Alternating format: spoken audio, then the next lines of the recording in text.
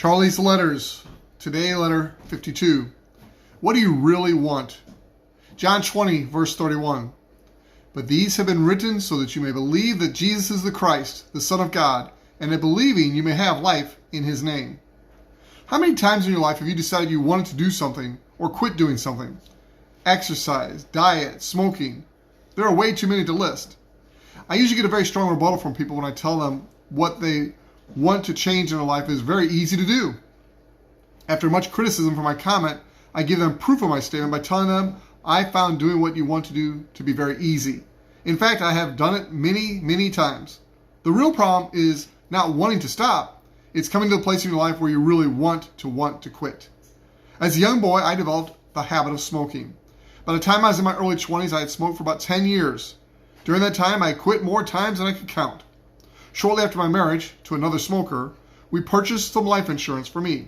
After all the papers were signed and the tests were taken, I received a call from our insurance agent. He told me it was about to be finalized, but there was a problem with the x-ray machine and that they would need to retake new tests. I thought I was in great shape physically, but for the first test, it looked like a 60-year-old man with emphysema. After the second x-rays were taken with the same results, I was rejected for insurance.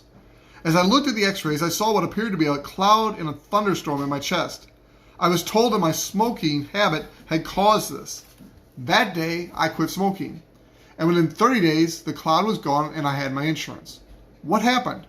I had gone from wanting to quit to wanting to want to quit.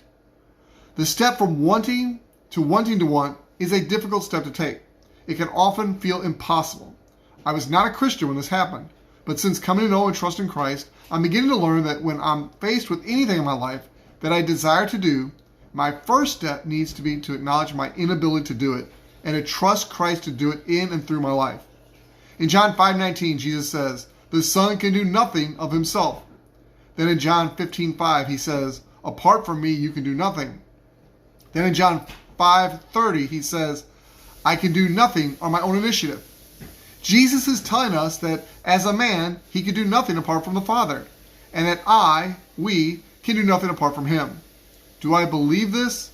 Am I willing to trust him in my daily walk with all my life? Will I trust him?